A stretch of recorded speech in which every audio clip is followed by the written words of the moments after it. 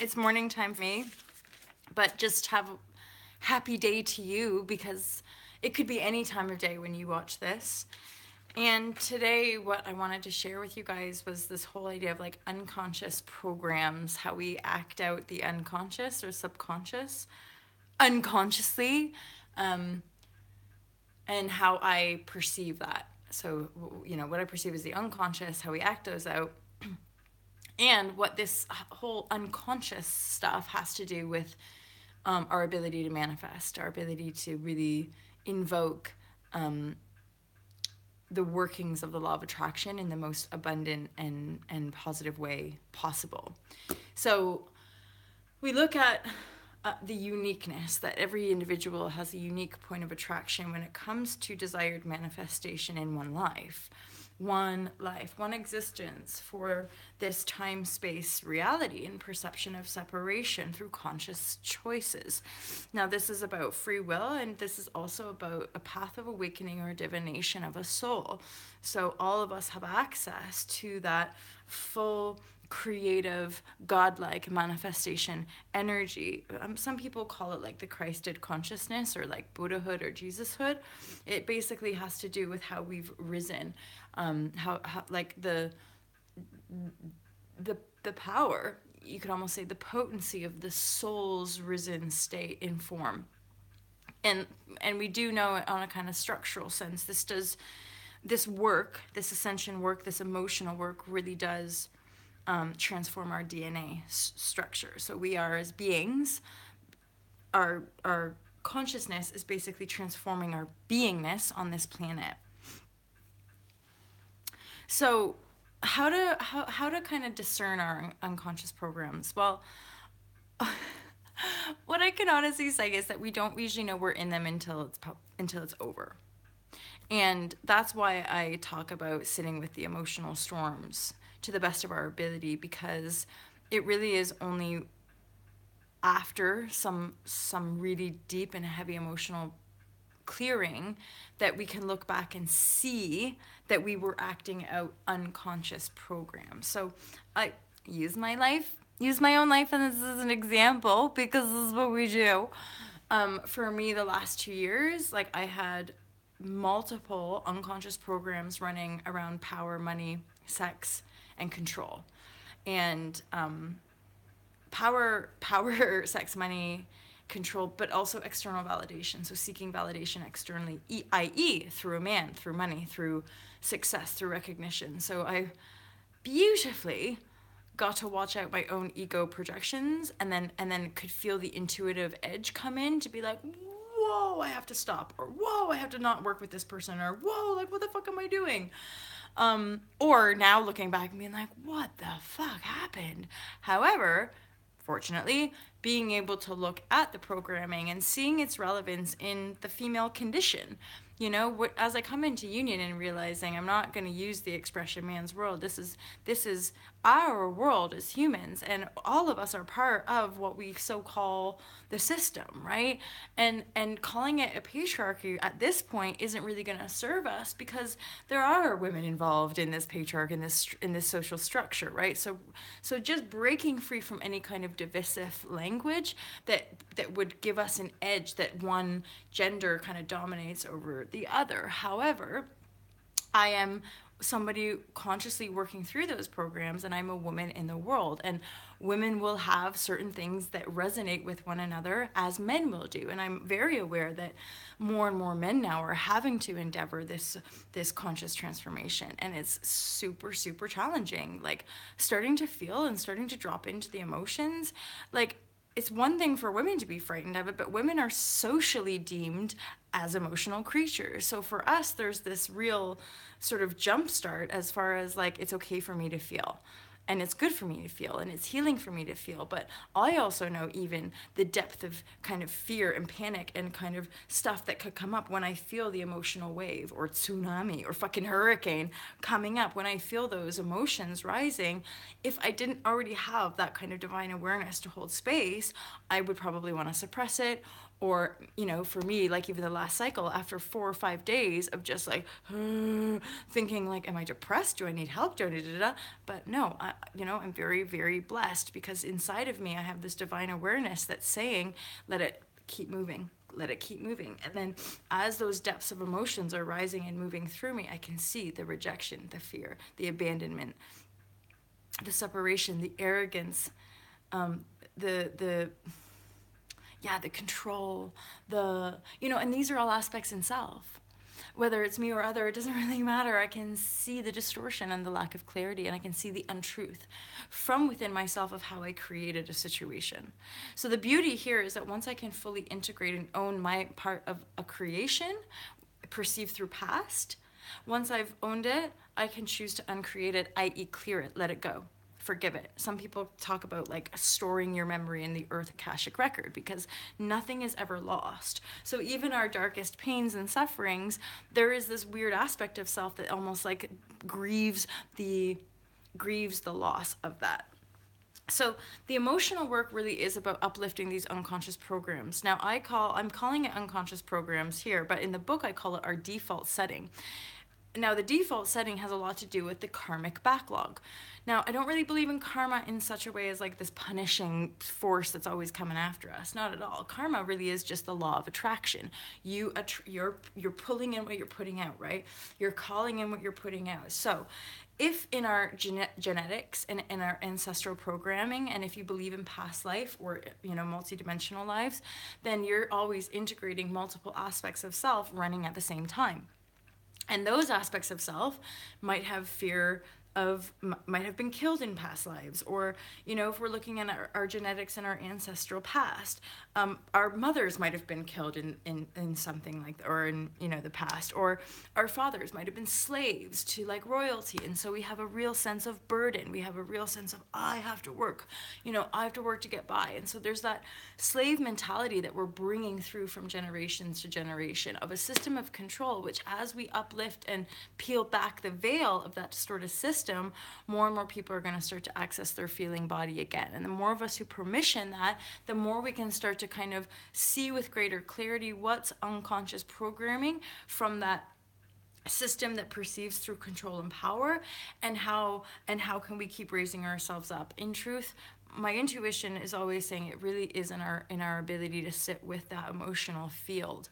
That's the energy that you are, and the deeper that you can go, the more accurate you can be in how you deduce your own stream. What I am so aware of at this point in my journey is like the more you let go, literally, you can just feel it, that the love vibration is literally like in control.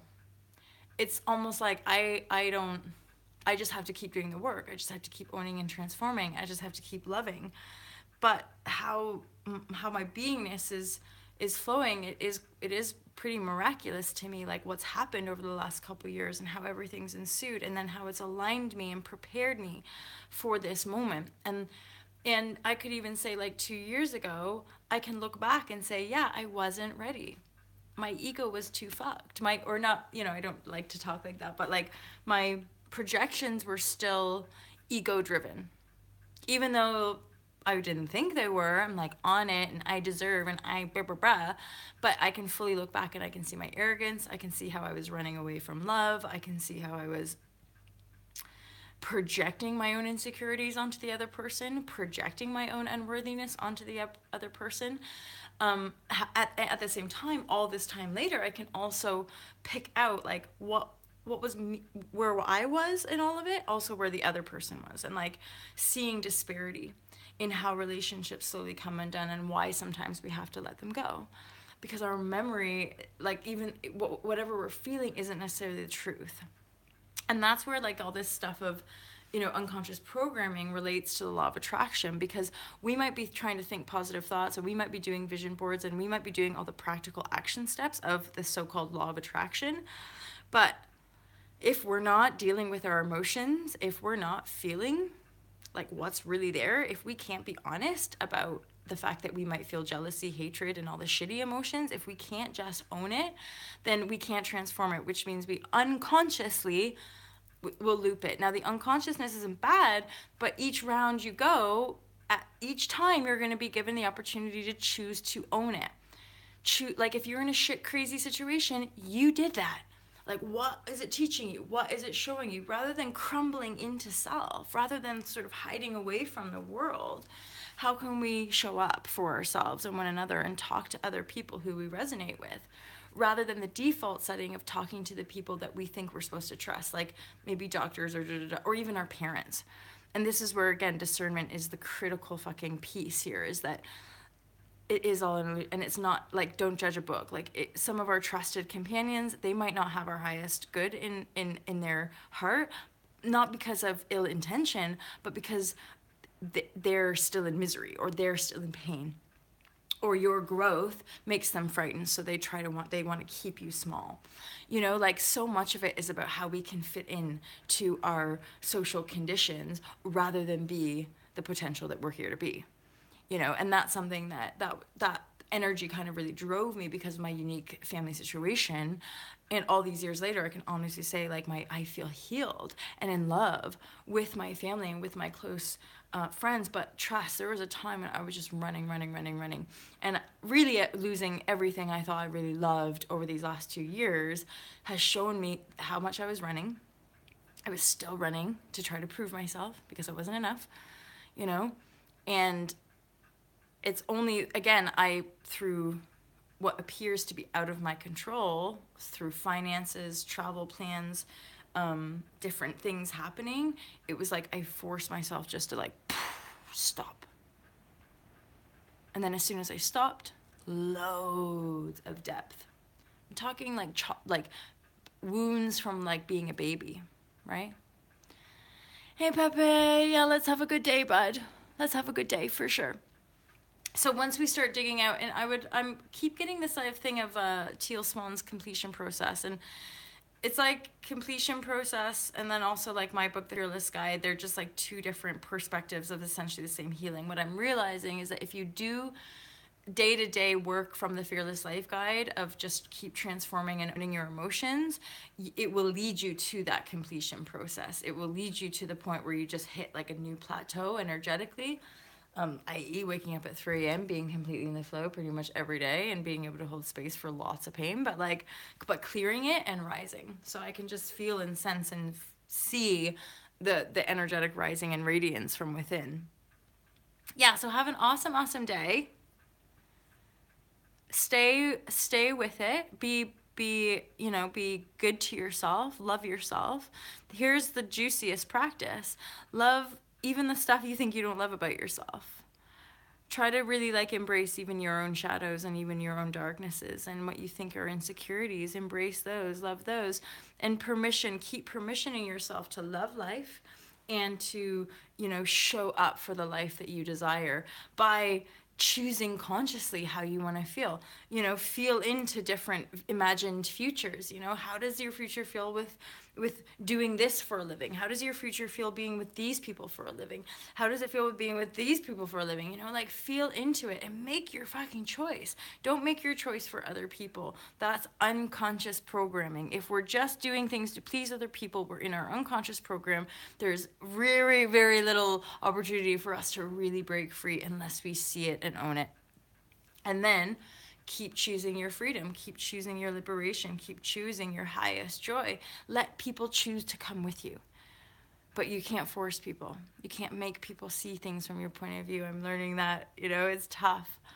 It's tough letting people go, but when people can't see you, they can't see you. If they can't feel you, they can't feel you. There's nothing beyond that. And ultimately, what always gives me so much strength is that life is eternal and our relationships are eternal. And all the people we ever meet in our lives are always with us. Whether they're physically here or not, doesn't really matter. Because it's our choosing, ultimately. So, looking at our unconscious programs and ultimately healing through owning and transforming them so that you can really use law of attraction in more conscious, specific, detailed, expansive way, become the true manifester. But so long as we're still, if we're in the shit, if things aren't going well, it's because we're in denial usually. It's because we're not looking at something.